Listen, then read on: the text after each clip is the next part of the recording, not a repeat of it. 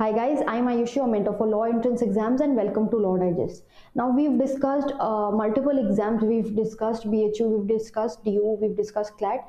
We are going to discuss in this video the MHSET, the Maharashtra University exam that happens for 3-year law, because there are very good colleges that are affiliated with this particular exam like GLC, ILS, and we would not want to miss out on a chance on getting into those colleges. So in this video, we are going to discuss some basics of this exam. What is the eligibility, paper pattern, what is the marks distribution, and also we are going to discuss that what are the areas that we need to study, and what are the sections, the topics that we can study. So let's start with this video. Before moving on, if you don't want to miss out on such videos in future, you can subscribe to this channel and press the bell icon for immediate notifications. Starting with the eligibility, let's see whether you can appear for this exam or who can appear for this exam. A candidate should be a graduate in any faculty of any university in Maharashtra. So a person should be a graduate in a university that is in Maharashtra. Now it is not just Maharashtra.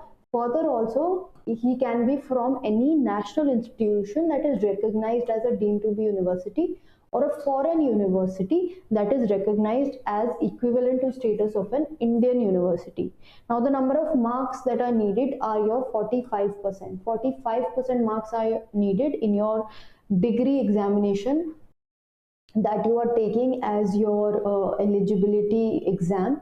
Then in qualification marks, now people who belong to these categories: open category, all India candidature, OMS, EWS, and SCBEC candidates from the state of Maharashtra, they need to have 45% marks, and candidates who belong to SC and ST category, they need 40% marks, and 42% marks are needed by these remaining categories. Then also you can apply for this exam if you have any UG and PG degree both. So even if you are a postgraduate, you can apply for this exam, and a postgraduate diploma will not be considered as a PG degree for this exam. PG diploma does not amount to PG degree. अब pattern की बात करते हैं. Let's look at the pattern. So this exam will be for your 2 hours, that is 120 minutes का ये exam होने वाला है. मार्क्स 150 मार्क्स का पेपर है. क्वेश्चंस भी 150 हैं, so we can gauge that her question 1 mark का है. Every question is for 1 mark. There is no negative marking. They have specified this, and the subjects that are there are legal knowledge, general awareness and current affairs, aptitude, that is your legal reason, logical reasoning, and English. You can see that maths is not present in the 3-year MHCET program. Maths is not asked as a subject. Only these 4 subjects are there. So अगर आप DU MHSET दोनों के लिए prepare कर रहे हो, it becomes a little easier for you because वहाँ पे भी मैथ्स का वेटेज जो है वो कम है. Now the paper for this exams takes place in English and Marathi both. तो वो दोनों choices हैं. So people who are from Maharashtra, they have a good chance of getting through this exam because they have certain advantages over the others. Then syllabus देखते हैं. Now marking scheme क्या दी हुई है? Now this has been taken out from the recent notification by this university. It's available on their website. I will attach the link of the same in the description box below. You can access the notification from there as well. So this is all authentic information that is being given. Legal aptitude and legal reasoning से आते हैं 30 questions. Then general knowledge and current affairs से 40 questions. Logical and analytical reasoning 30 questions, and English is of 50 questions. So English का weightage जो है वो काफ़ी high है. So you should be really good in English when we are speaking of this exam. Now good in English does not mean that you should be fluent in English, but then you should have the knowledge of the basics of English, the rules of English. Then moving forward, let's see the syllabus in detail. This also has been picked up from their notification only. It is a screenshot from their notification only. So let us understand that what they are going to ask us in the legal aptitude and legal reasoning section. It says that they will test the interest of the candidate towards the study of law, legal aptitude, and problem solving ability. So all 3 things are there: study of law, legal aptitude, and problem solving. Now problem solving can be your legal reasoning part, where facts and principle based questions come. Here they've given that legal proposition and set of facts will be there and they need to apply, they may not be true in the real sense. So legal reasoning questions, fact principle based questions will be there. Now I always stress that when we do legal reasoning questions, we just take the principle as conclusive and we do not apply our prior knowledge of law. वो ही बात यहाँ पे इन्होंने भी assert करी है by saying that some propositions may not be true in the real sense. So it is just to identify how well you are able to reason out things legally. And legal interpretation आप कितने अच्छे से draw कर सकते हो from the given principle and facts, and prior knowledge of law is not required in those questions. I already have certain videos on legal reasoning, you can watch the same to understand those golden rules that are there. Legal aptitude study of law में आपका आएगा constitution. Constitution is very important for this exam. Then tort, IPC, contract, maxims, legal current affairs. All these things you need to do for this exam. Also, you can do United Nations as well. So these are the main areas that you need to focus on for the legal aptitude and legal reasoning part. Just in case you don't have any material on this, you are looking for material, then you can log on to our website www.lawdigest.in and find out the modules that we have available there. Then apart from that, general knowledge with current affairs, the topics that you need to do here are history. History is ancient, medieval, modern.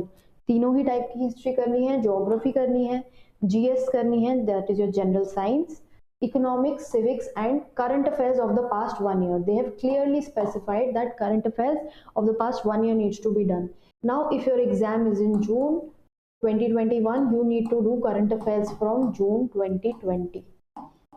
The subject is to assess the knowledge of recent happening and awareness of the world. That is what they want to assess you on. You need to keep these things in mind while you are preparing for this exam. So current affairs के लिए भी हमारा module available है. जहाँ तक static GK general knowledge की बात है, for these topics what you can do is either you can study from the self guide itself, because वो थोड़ा सा कॉम्पैक्ट वर्जन में होता है. Lucent is the popular book for static GK, but it might get tough to cover the full book as such, and so that's why you can refer to Universal and the basics given therein. Now Universal you can refer for this.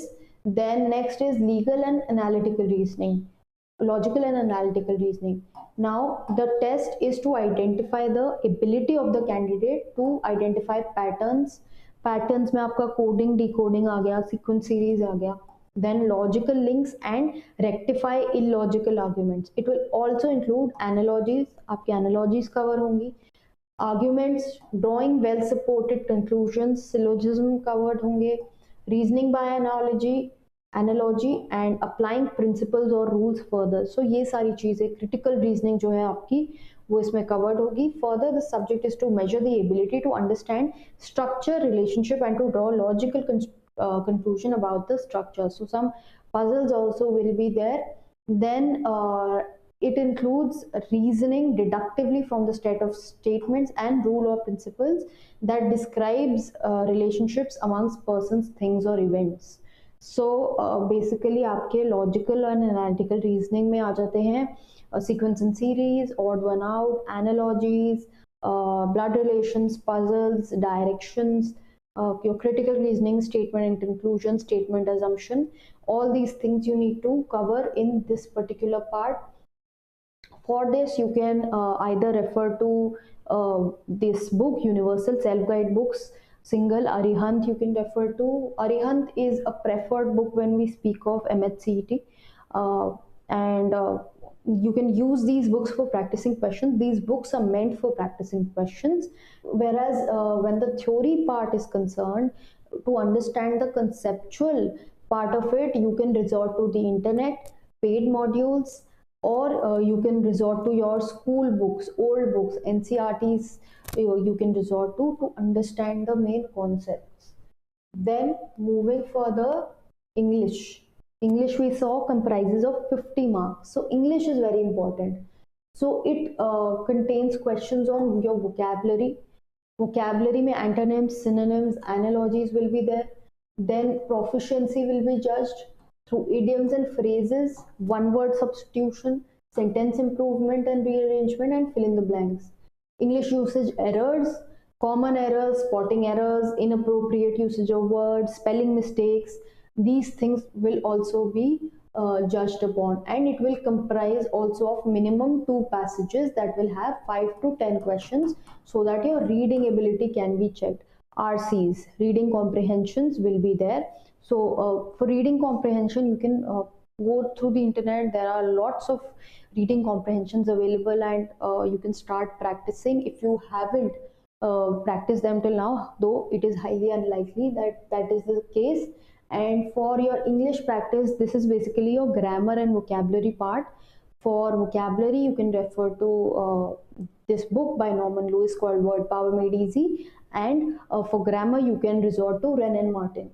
These we've already discussed. Objective type multiple choice questions will be there. Negative marking is not there. 120 minutes का paper है, and English and Marathi दोनों में ही questions available होंगे, and you can choose your medium. So with this, we come to the end of this video.